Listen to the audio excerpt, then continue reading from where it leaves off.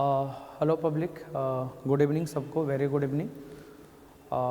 हम लोग last class जो रिवीजन किए थे पब्लिक वेक्टर का, उसको थोड़ा सा ध्यान रखेंगे। उधर पीछे साइड वाला बल्ब बंद कर दीजिएगा। तो हम लोग जो डिस्कस किए थे लास्ट क्लास में पब्लिक वेक्टर का मैग्नीट्यूड और डायरेक्शन, वेक्टर ही डिस्कस कर रहे थे पब्लिक। आई होप तो ध्यान रखना है। सबसे पहले जो हमने बताया था वेक्टर का मैग्नीट्यूड और डायरेक्शन, ठीक है।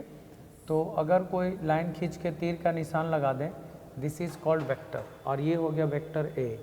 और अगर हम इसका मैग्नीट्यूड की बात करें पब्लिक, इस वेक्टर का मैग्नीट्यूड क्या होगा, तो मैग्नीट्यूड मतलब ऐसे, ठीक है, मॉडुलस का साइन लगा देना है। अगर हम इसके डायरेक्शन की बात करें तो डायरेक्शन हो जाता है पब्लिक ई ए कैप।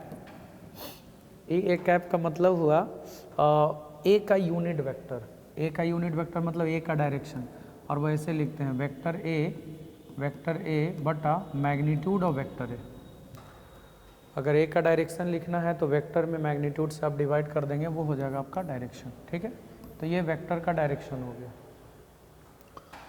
उसके बाद ये वेक्टर का डायरेक्शन हो गया, वेक्टर ए बटा मैग्नीट्यूड ऑफ ए। फिर अगर हम लोग बात करें पब्लिक यूनिट वेक्टर की, तो एक्स एक्सिस के डायरेक्शन को आई कैप से रिप्रेजेंट करते हैं, और वाई एक्सिस के डायरेक्शन को जे कैप से, और जेड एक्सिस के डायरेक्शन को के कैप से। देख लीजिए, आई कैप यूनिट वेक्टर है जो पॉजिटिव एक्स एक्सिस के डायरेक्शन को रिप्रेजेंट करता है ना। जे कैप वाई एक्सिस के डायरेक्शन को रिप्रेजेंट करता है, और के कैप जेड एक्सिस के डायरेक्शन को रिप्रेजेंट करता है। तो आप ध्यान रखेंगे पब्लिक, आई कैप पॉजिटिव एक्स एक्सिस, और जे कैप पॉजिटिव वाई एक्सिस, और के कैप पॉजिटिव जेड एक्सिस। और तीनों चूंकि यूनिट वेक्टर है, इसलिए तीनों का मैग्नीट्यूड कितना होगा, 1 के बराबर। तो यहाँ तक हमने बताया था पब्लिक। आगे हम लोग देखते हैं किसी भी वेक्टर को रिप्रेजेंट कैसे करते हैं। रिप्रेजेंटेशन ऑफ अ वेक्टर, ठीक है, वेक्टर का रिप्रेजेंटेशन। तो फर्स्ट ऑफ ऑल आपको बता दें कि वेक्टर को रिप्रेजेंट करने के लिए पब्लिक 3 मेथड का हम लोग यूज़ करते हैं, ठीक है। पहला मेथड होता है डिस्क्रिप्टिव मेथड, पहला मेथड होता है डिस्क्रिप्टिव मेथड। दूसरा मेथड होता है, पहला डिस्क्रिप्टिव हो गया, दूसरा होता है public mathematical method, graphical method भी आप बोल सकते हैं, ग्राफिकल मेथड ये भी है। और तीसरा होता है पब्लिक मैथमेटिकल मेथड। मतलब हम लोग वेक्टर को ये 3 तरीके से रिप्रेजेंट कर सकते हैं, ये तीनों तरीका। पहला में डिस्क्रिप्टिव हो गया, दूसरा में ग्राफिकल हो गया, तीसरा में मैथमेटिकल हो गया। पहला में डिस्क्रिप्टिव, दूसरा में ग्राफिकल, तीसरा में मैथमेटिकल। डिस्क्रिप्टिव में क्या होगा, ग्राफिकल में क्या होगा, मैथमेटिकल में क्या होगा, ध्यान से आप सुनेंगे। तो जो डिस्क्रिप्टिव मेथड होता है पब्लिक, जो डिस्क्रिप्टिव मेथड होता है, उस मेथड में क्या होता है, देखिए पब्लिक, वेक्टर को क्या चाहिए, वेक्टर को चाहिए मैग्नीट्यूड और डायरेक्शन, मैग्नीट्यूड और डायरेक्शन, ठीक है। मतलब जनरली वेक्टर को एक मैग्नीट्यूड और डायरेक्शन चाहिए एक वेक्टर को पब्लिक, ठीक है। तो डिस्क्रिप्टिव मेथड में क्या करते हैं ना, वेक्टर को लैंग्वेज में लिखते हैं, मतलब उसके मैग्नीट्यूड और डायरेक्शन को लैंग्वेज के फॉर्म में रिप्रेजेंट करते हैं, ठीक है। यानी इन this method a vector can be represented in the form of language. Just like मान लिया जाए ये वेलोसिटी वेक्टर है, हम लिख रहे हैं velocity is a vector quantity, और लिख रहे हैं पब्लिक ए मैन या a car is moving with 20 metre per second towards north. अब थोड़ा सा ध्यान दीजिए, थोड़ा सा ध्यान देंगे पब्लिक। ये वेक्टर है velocity vector, a car is moving with 20 metre per second towards north. A car is moving with 20 metre per second towards north. A car is moving with 20 metre per second towards north. अब देखिए, ये जो velocity vector है, इसमें magnitude कितना दे रखा है, 20। और डायरेक्शन किधर है, नॉर्थ। 20 मीटर पर सेकेंड हो गया मैग्नीट्यूड और डायरेक्शन हो गया नॉर्थ। तो देखिए ये वेलोसिटी वेक्टर को मैग्नीट्यूड चाहिए था, मैग्नीट्यूड मिल गया, डायरेक्शन चाहिए था, डायरेक्शन मिल गया। तो ये वेक्टर को ही रिप्रेजेंट कर रहा है, लेकिन लैंग्वेज के फॉर्म में है, पूरा डिस्क्राइब करके लिखा हुआ है। तो in this method vector can be represented in the form of language, और ये लैंग्वेज में ऐसे लिखा हुआ है, car is moving with 20 metre per second towards north. A car is moving with 20 metre per second towards north, north की तरफ हो गया, ठीक है। ये डिस्क्रिप्टिव मेथड हो गया। दूसरा होता है public graphical method. Graphical method, देखिए पब्लिक ग्राफिकल मेथड में क्या होता है, ग्राफिकल मेथड में क्या होता है, इसी चीज़ को आप ग्राफ पर बना करके रिप्रेजेंट कर सकते हैं। जैसे मैं आपको बता दूं, this is the X axis and this is the Y axis. ये एक्स एक्सिस है और ये वाई एक्सिस है, ये एक्स एक्सिस है और ये वाई एक्सिस है। पब्लिक ग्राफिकल मेथड में ग्राफ बनाते हैं, देख लीजिए, इधर आपका नॉर्थ होता है, नीचे में साउथ होता है, इधर में ईस्ट होगा, इधर में वेस्ट होगा, इधर आप अंदर में डाउन होगा। तो आप कुछ नहीं करना है पब्लिक, जैसे नॉर्थ की तरफ जा रहा है, यहाँ पे भी लिख करके आप लिख दीजिए 20 मीटर पर सेकेंड, बस। आप देखिए इससे भी आप समझ जाएंगे कि बॉडी नॉर्थ की तरफ जा रहा है या कार नॉर्थ की तरफ जा रहा है, कितना उसका मैग्नीट्यूड है, तो 20। तो ये मेथड ग्राफिकल हो गया, ये मेथड डिस्क्रिप्टिव हो गया, ये मेथड ग्राफिकल हो गया। और तीसरा सबसे आसान मेथड जो है मैथमेटिकल है, मैथमेटिकल मेथड। देखिए पब्लिक मैथमेटिकल मेथड में क्या होगा, तो आपको बता दें कि मैथमेटिकल मेथड में पब्लिक है ना, मैथमेटिकल मेथड में जो हम लोग मैथमेटिकल मेथड में लेते हैं पब्लिक हम लोग, तो मैथमेटिकल मेथड में है ना आई कैप, जे कैप और के कैप के फॉर्म में रिप्रेजेंट करते हैं। आप कुछ नहीं, आप भी वेक्टर लिख दीजिए, मैग्नीट्यूड 20 है, डायरेक्शन जे कैप है, तो 20 जे कैप के बराबर उसका मैथमेटिकल मेथड में वेलोसिटी हो जाएगा। तो ये हो गया डिस्क्रिप्टिव मेथड, ये हो गया ग्राफिकल मेथड और ये हो गया mathematical method. Descriptive, graphical, mathematical, descriptive, graphical, mathematical, ये तीनों मेथड्स होते हैं पब्लिक वेक्टर को रिप्रेजेंट करने का तरीका। ओके, अब चलते हैं हम लोग एंगल बिटवीन टू वेक्टर्स। दो वेक्टर्स के बीच का एंगल हम लोग कैसे निकालते हैं, ठीक है। दो वेक्टर्स के बीच का एंगल कैसे निकालते हैं, देखिए पब्लिक, ये एक वेक्टर है और ये दूसरा वेक्टर है, तो निकालने का तरीका क्या है, दो वेक्टर्स के बीच का अगर एंगल निकालना हो तो कैसे निकालते हैं। तो देखिए कैसे निकालते हैं पब्लिक, दोनों वेक्टर्स के टेल को एक साथ ज्वाइन करना है। रूल समझिएगा, ये टेल है, आगे वाला हेड है, ये टेल है, आगे वाला हेड है, टेल हेड, टेल हेड, दोनों के टेल को एक साथ ज्वाइन करते हैं। याद रखिएगा, दोनों वेक्टर्स के टेल को एक साथ ज्वाइन करते हैं, याद रखिएगा दोनों के टेल को। देखिए इसका टेल यहाँ है, इसका टेल यहाँ है, तो दोनों के टेल को एक साथ ज्वाइन करेंगे। तो जब एक साथ ज्वाइन करेंगे तो कुछ ऐसा मिलेगा, वेक्टर ए और वेक्टर बी, इसका हेड यहाँ, टेल यहाँ, इसका हेड यहाँ, टेल यहाँ, दोनों के टेल को एक साथ यहाँ ज्वाइन कर लेंगे। अब दो एंगल बनेगा, एक एंगल बनेगा छोटा वाला, देखिए ये वाला, और एक एंगल बनेगा बड़ा वाला। तो आपको बड़ा वाला कंसीडर नहीं करना है, छोटा वाला लेना है। तो अगर दो वेक्टर्स के टेल को एक साथ ज्वाइन किया जाए, दो वेक्टर्स के टेल को एक साथ ज्वाइन किया जाए तो दो एंगल बनेगा, एक छोटा एक बड़ा। तो जो छोटा वाला एंगल होगा वही दोनों वेक्टर के बीच का एंगल होगा, जो छोटा वाला होगा वही दोनों वेक्टर के बीच का एंगल होगा।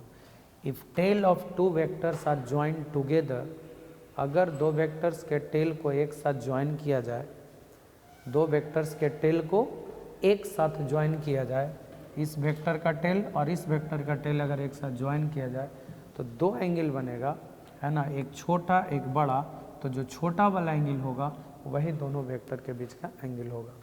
अगर हम एग्जाम्पल की बात करें, एक वेक्टर ए है और दूसरा वेक्टर मान लीजिए बी है, दोनों सेम डायरेक्शन में है पब्लिक, आप बताइए, दोनों के बीच में एंगल 0 डिग्री बन रहा है और ये सबसे मिनिमम एंगल है। दो वेक्टर अगर सेम डायरेक्शन में होगा तो दोनों वेक्टर के बीच का एंगल 0 डिग्री होगा और वो सबसे मिनिमम होगा, इस बात को ध्यान रखना है। लेकिन अगर मान लिया जाए एक वेक्टर ए इधर है, दूसरा वेक्टर बी इधर है, देखिए पब्लिक ये एंगल बढ़ रहा है, बढ़ रहा है, बढ़ रहा है, बढ़ रहा है, बढ़ रहा है, बढ़ रहा है, बढ़ रहा है। आप अपोजिट डायरेक्शन में लीजिएगा, मान लीजिए बी वेक्टर, तो दोनों के बीच का एंगल 180 होगा। आप कभी भी ये 180 से ज़्यादा नहीं ले सकते हैं, क्यों ना, क्योंकि अगर मान लिया जाए पब्लिक की वेक्टर ए है, मान लीजिए 180 से ज़्यादा ऐसे ले लिए आप, ऐसे नहीं लेके और ऐसे लिए, तो ये एंगल नहीं होगा दो वेक्टर के बीच का एंगल। हम क्या बोले, दोनों का टेल अगर एक साथ है तो दोनों वेक्टर का टेल अगर एक साथ ज्वाइन कर लिए तो दोनों के बीच में जो छोटका एंगल हुआ होगा, ये तो लेंगे ही नहीं, ये वाला लेंगे पब्लिक हम लोग। तो इस बात को ध्यान देना है कि अगर दो वेक्टर के टेल को एक साथ ज्वाइन किया जाए तो जो छोटा वाला एंगल होगा पब्लिक वही आपको लेना है। तो यहाँ पे थीटा का वैल्यू कितना डिग्री हो गया, 180 डिग्री। यहाँ पे थीटा का वैल्यू कितना डिग्री हो गया, 0 डिग्री। ये सबसे मिनिमम है और ये सबसे मैक्सिमम है। मतलब कभी भी दो वेक्टर के बीच का एंगल 180 से ज़्यादा नहीं हो सकता है और 0 से कम नहीं हो सकता है। मतलब 0 से लेकर कर करके 180 डिग्री तक दो वेक्टर के बीच का एंगल होता है। यानी आप सिंपल भाषा में बोल सकते हैं पब्लिक कि अगर दो वेक्टर्स के टेल को एक साथ ज्वाइन किया जाए, टेल को ज्वाइन करना है, टेल को, इसका भी टेल इसका भी टेल, तो दो एंगल बनेगा, छोटा और बड़ा, तो छोटा वाला एंगल होगा दोनों वेक्टर के बीच का। ओके, तो angle between two vectors public ऐसे करके निकालना है, ठीक है। अब हम लोग चलते हैं, वेक्टर्स के कुछ टाइप्स हैं, वो टाइप्स भी जान लीजिए। टाइप्स ऑफ वेक्टर्स, वेक्टर के टाइप्स। पहला जीरो वेक्टर,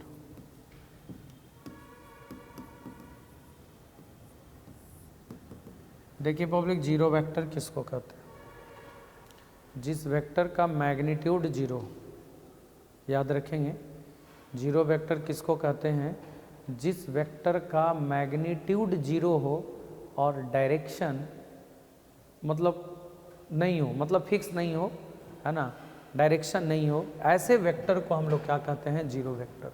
यानी the vector having magnitude zero and no fixed direction, मतलब कि जीरो वेक्टर जिसका मैग्नीट्यूड जीरो है। जैसे एक मैं बताता हूँ आपको, अगर public this is the X axis and this is the Y axis, और यहाँ पर अगर हम लोग कोई पॉइंट लेते हैं, अगर इस पॉइंट को आप ओरिजिन से मिला देते हैं तो this is called position vector. इस पॉइंट का ये पोजीशन वेक्टर हो गया, इस पॉइंट का ये पोजीशन वेक्टर हो गया, याद रखिएगा, इस पॉइंट का ये पोजीशन वेक्टर हो गया। ये अगर ये पॉइंट यहाँ पर आ जाए तो इस पॉइंट का ये पोजीशन वेक्टर हो जाएगा, अगर ये पॉइंट यहाँ पर आ जाए तो इसका पोजीशन वेक्टर हो जाएगा, यहाँ पर आ जाए तो इसका पोजीशन, यहाँ पर आ जाए तो इसका पोजीशन, ओरिजिन पर आ जाए तो ओरिजिन का पोजीशन वेक्टर जीरो वेक्टर होता है, क्योंकि घट करके जीरो हो जाएगा। यानी जिसका magnitude zero and no fix direction,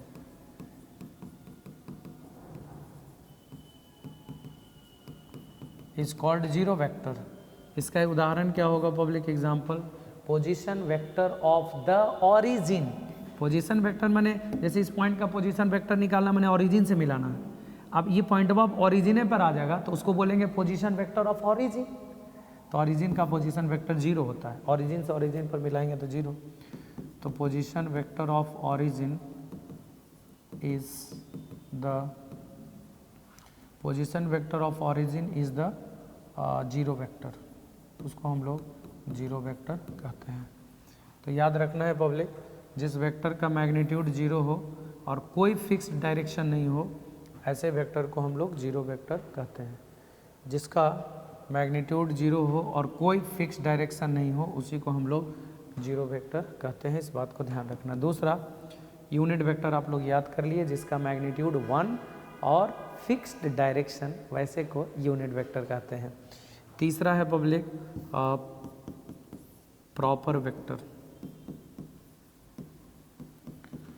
proper vector मतलब जिसका मैग्नीट्यूड नन जीरो हो। Proper vector the vector having non-zero magnitude, non-zero magnitude, मतलब जिसका नॉन जीरो मैग्नीट्यूड हो is called proper vector, is called proper vector. मतलब जिसका magnitude non zero हो, non zero माने जीरो नहीं हो, ऐसे वेक्टर को हम लोग प्रॉपर वेक्टर कहते हैं। याद रखिएगा, जिस वेक्टर का मैग्नीट्यूड नॉन जीरो हो, नॉन जीरो माने जीरो नहीं हो, कुछ ना कुछ हो। जैसे मान लीजिए एक वेक्टर लिख रहे हैं, इसमें 3i कैप और 4j कैप है। देख लीजिए ये वेक्टर में देख लीजिए पब्लिक, इसका मैग्नीट्यूड आई कैप मतलब एक्स एक्सिस के तरफ वैल्यू दिया हुआ है 3, मैग्नीट्यूड 3 दिया हुआ है, वाई एक्सिस के तरफ 4 दिया हुआ है। तो ये देख लीजिए public 3i cap plus 4j cap, x axis की तरफ 3 और वाई एक्सिस की तरफ 4। देख लीजिए पब्लिक, ये हो गया आपका प्रॉपर वेक्टर जिसका मैग्नीट्यूड जीरो नहीं है, कुछ ना कुछ है। ऐसे वेक्टर को हम लोग प्रॉपर वेक्टर कहते हैं। तो ये हो गया जीरो वेक्टर, फिर हो गया प्रॉपर वेक्टर, तीसरा, चौथा इक्वल वेक्टर।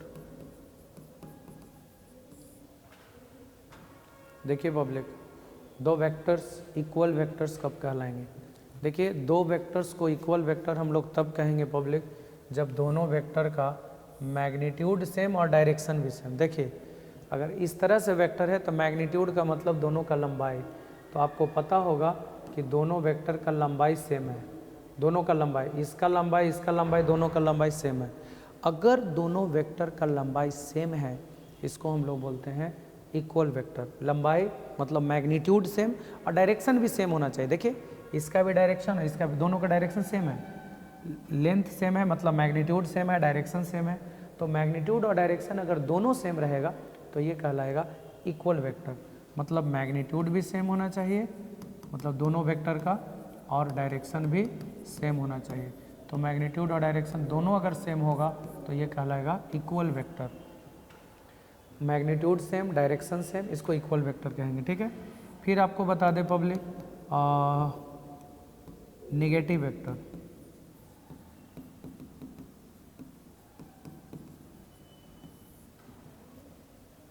नेगेटिव वेक्टर किसको कहेंगे?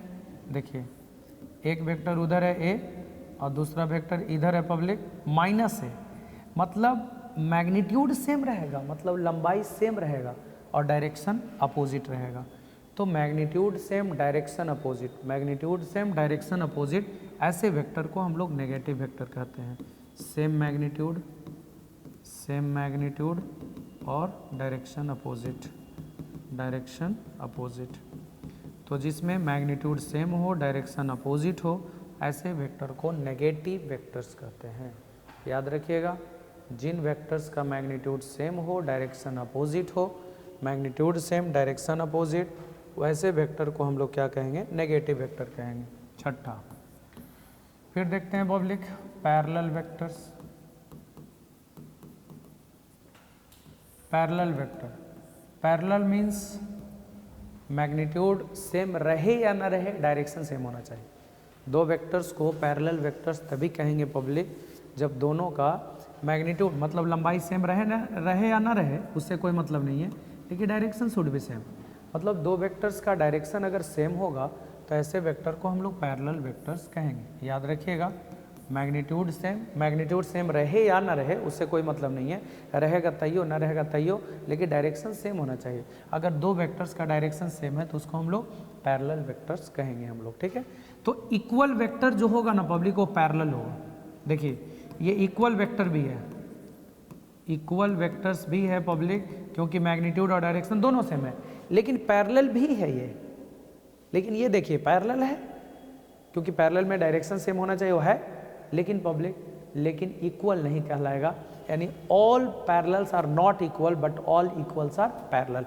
मतलब सारे इक्वल वेक्टर्स पैरेलल होंगे लेकिन सारे पैरेलल वेक्टर इक्वल नहीं होंगे। इस बात को ध्यान रखना, ठीक है।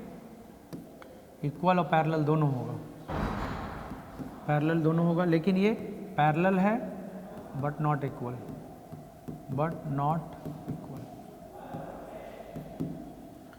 उसके बाद आपको बता दें एंटी पैरेलल वेक्टर।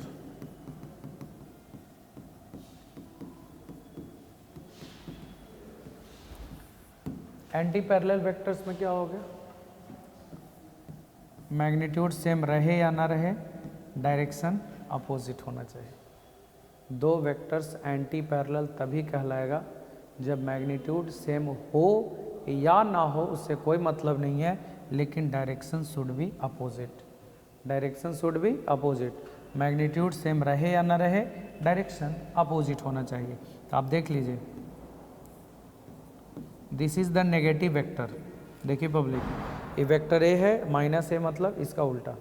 अगर किसी वेक्टर में आप माइनस साइन लगा देंगे, अगर किसी वेक्टर में आप माइनस साइन लगा देंगे तो इसका डायरेक्शन जस्ट अपोजिट हो जाएगा। अगर किसी वेक्टर में माइनस साइन लगा देंगे तो इसका डायरेक्शन क्या हो जाएगा, अपोजिट हो जाएगा। ये वेक्टर ए है, ये माइनस है, मतलब इसका डायरेक्शन अपोजिट। अब देखिए आप, ये नेगेटिव है और एंटी पैरेलल भी है, लेकिन ये एंटी पैरेलल है बट नॉट नेगेटिव। याद रखिएगा, एंटी पैरेलल के लिए डायरेक्शन अपोजिट होना चाहिए पब्लिक, और इसमें है, इसमें भी है। तो ये एंटी पैरेलल है, नेगेटिव भी है क्योंकि इक्वल है, लेकिन ये एंटी पैरेलल है लेकिन इक्वल नहीं है, बराबर नहीं है पब्लिक। तो आप समझ सकते हैं parallel, anti parallel, equal, unequal, ऐसे करके। उसके बाद है public collinear vector. Collinear vector होता है ना पब्लिक, वेक्टर्स पैरेलल या anti parallel to each other. Parallel हो या एंटी पैरेलल हो तो उसको हम लोग कॉलिनियर वेक्टर्स कहते हैं, ठीक है। पैरेलल या एंटी पैरेलल हो पब्लिक, उसको हम लोग क्या कहते हैं, कॉलिनियर वेक्टर्स कहते हैं।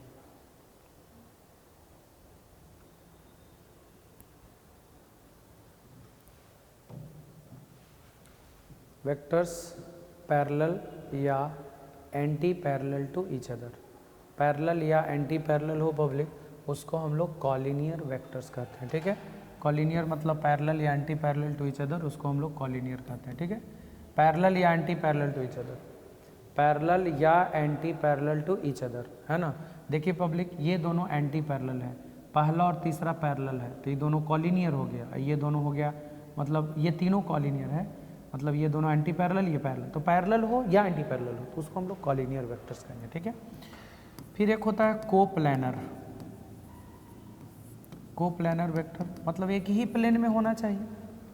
जैसे मान लिया जाए this is the X axis and this is the Y axis, और इसी एक्स वाई एक्सिस में पब्लिक बहुत सारे वेक्टर्स हैं, देख लीजिए, तो सब कोप्लैनर हो गया, एक ही प्लेन में है। अब डायरेक्शन कुछ भी हो, मैग्नीट्यूड कुछ भी हो, ये मैटर नहीं करता है पब्लिक, लेकिन एक ही प्लेन में है, और वो कौन सा प्लेन में है, एक्स वाई प्लेन में, इसलिए सारे वेक्टर्स को हम लोग कोप्लैनर वेक्टर्स कहेंगे।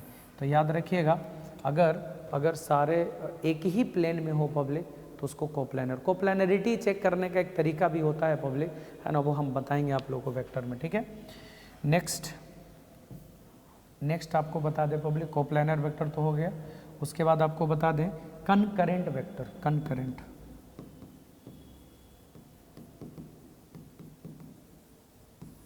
कनकरेंट वेक्टर मतलब vectors passing through same point. अगर बहुत सारे वेक्टर्स एक ही पॉइंट से पास कर रहे हैं तो उसको हम लोग कनकरेंट वेक्टर्स कहेंगे। याद रखिएगा, बहुत सारे वेक्टर्स अगर एक ही पॉइंट से पास कर रहे हैं तो उसको हम लोग कॉन्करेंट वेक्टर्स कहेंगे। याद रखिएगा, एक ही पॉइंट से पास कर रहे हैं तो वो कॉन्करेंट वेक्टर्स होगा। एक होता है ऑर्थोगोनल वेक्टर्स। ऑर्थोगोनल मतलब दो वेक्टर अगर परपेंडिकुलर होगा तो दोनों ऑर्थोगोनल कहलाता है। दो वेक्टर्स अगर परपेंडिकुलर होगा पब्लिक, परपेंडिकुलर, तो इसको ऑर्थोगोनल कहते हैं। तो ये ऑर्थोगोनल हो गया, कनकरेंट, कोप्लैनर, कॉलिनियर। एक नज़र डाल ले पब्लिक, ठीक है। Anti parallel, parallel, negative, equal, है ना, जीरो, प्रॉपर, ये सारे पब्लिक आपका वेक्टर्स का टाइप है। एक नज़र आप लोग जरूर डाल लीजिएगा, ठीक है। Next,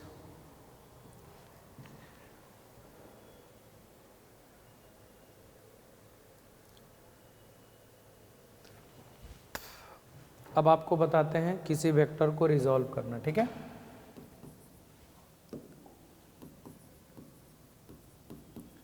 resolution of a vector. किसी वेक्टर को रिजॉल्व कैसे किया जाता है, रिजॉल्व करना है। तो आपको बता दें कि वेक्टर को रिजॉल्व कैसे करेंगे। देखिए पब्लिक, ये वेक्टर है, ये एक्स एक्सिस है और ये वाई एक्सिस है, और दोनों के बीच में एक वेक्टर है पब्लिक ए, ठीक है, एक्स है वाई है और ये वेक्टर है। अब इस वेक्टर को हमको रिजॉल्व करना है, ठीक है, इस वेक्टर को हमको रिजॉल्व करना है, क्लियर, इस वेक्टर को हमको रिजॉल्व करना है, इस वेक्टर को हमको रिजॉल्व करना। This is the X axis and this is the Y axis, और ये वेक्टर है ए और ये एंगल दे रखा है पब्लिक थीटा।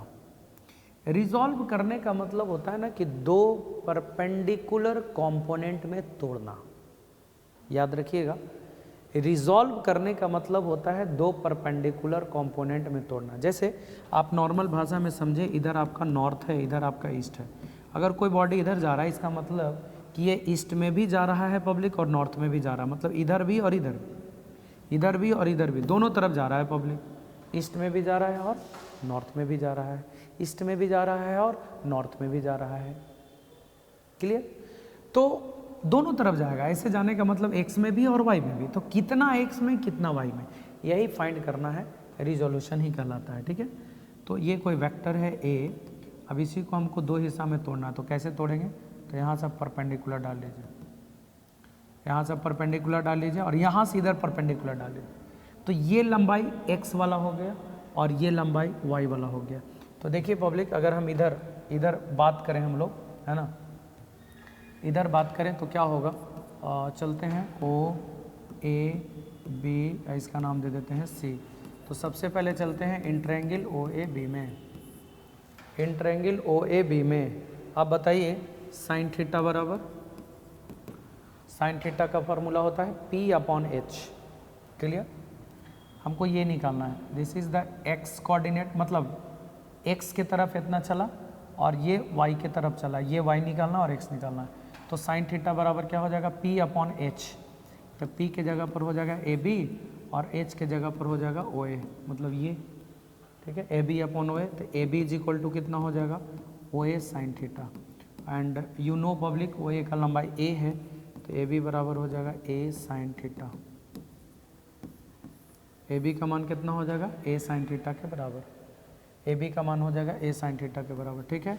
फिर चलते हैं इंट्रायंगल OAC में, या तो कॉस थीटा ले लीजिए, कॉस थीटा इसी ट्रायंगल में लेंगे आप। देखिए AB मत समझ रहे हैं ना, AB का लंबाई ई वाला आ गया, मतलब y का वैल्यू हो गया A साइन थीटा। अब इसी ट्रायंगल में आप अगर कॉस थीटा लेंगे तो कॉस थीटा का मान हो जाएगा OB/OA B/H, क्लियर है। तो OB बराबर क्या हो जाएगा पब्लिक, OA कॉस थीटा, और OA का मान कितना है, OB को हम x बोल रहे हैं, x बराबर A साइन कॉस थीटा। यानी आप देख लीजिए, अगर A इधर है तो इधर वाला कंपोनेंट हो जाएगा A कॉस थीटा और इधर वाला कंपोनेंट हो जाएगा A साइन थीटा।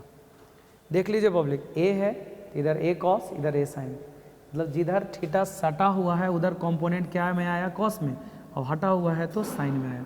मतलब सिंपल भाषा में A का दो कंपोनेंट कॉस और साइन, कॉस और साइन, कॉस और साइन, थीटा सटा हुआ है कॉस में, हटा हुआ है तो साइन में। मतलब आप बोल सकते हैं A का दो कंपोनेंट, थीटा सटा हुआ है तो कॉस में, हटा हुआ है तो साइन में। आप ऐसे कर सकते हैं पब्लिक, A कॉस थीटा और A sine theta, A cos theta और A sine theta. Are you okay, A cos और A साइन। तो सिंपल भाषा में आप कर सकते हैं पब्लिक, जैसे कोई वेक्टर है P, इसका दो कंपोनेंट टूटेगा, अगर थीटा सटा हुआ है तो इधर P कॉस थीटा और एक इधर टूटेगा वो P साइन थीटा के बराबर।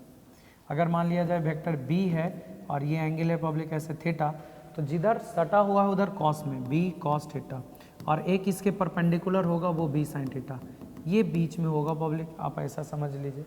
तो थीटा जिधर सटा हुआ उधर कॉस में, हटा हुआ तो साइन में। जैसे मान लिया जाए C है और इधर थीटा है, तो इधर वाला कंपोनेंट हो जाएगा C कॉस थीटा और इधर वाला कंपोनेंट हो जाएगा C साइन थीटा।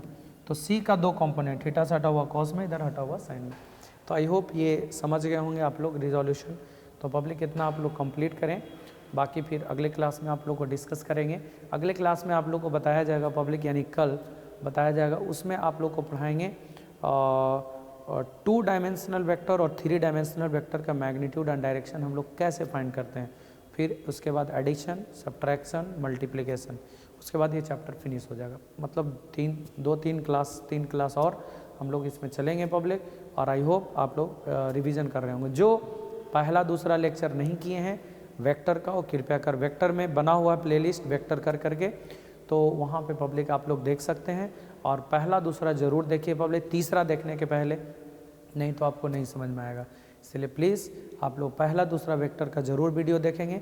आज ये शायद तीसरा क्लास था, पता नहीं, देख लीजिएगा, उसमें प्लेलिस्ट बना हुआ है, तो ये चीज़ को ध्यान रखना है। That's all public. अगर आपको अच्छा लगे तो आप सबको शेयर ज़रूर करें, सबके पास पहुंचाइए। बहुत अच्छा चीज़ है, रिवीजन कर लीजिए, है ना। आगे के फिजिक्स में आपको बहुत काम करेगा। खास करके जो बच्चे अभी 12th मतलब में स्टार्ट किए हैं पढ़ना पब्लिक, उनके लिए बहुत इम्पॉर्टेंट है, तो वो पढ़ लेंगे अच्छे से, तो 12th में किसी तरह का कोई परेशानी वेक्टर से जुड़ा हुआ नहीं होगा। वेक्टर क्या, 11th का जो भी चीज़ है सारा का सारा क्लियर होगा। तो हम पब्लिक कंटिन्यूसली आपके साथ जुड़े हुए हैं, और 11th का ऑलमोस्ट जितना भी सिलेबस है हम प्रयास करेंगे पब्लिक पूरा फिनिश करने का। आप लोग खाली कोऑपरेट करते रहें। तो ठीक है पब्लिक, मिलते हैं अगले क्लास में। Okay, good night, thank you.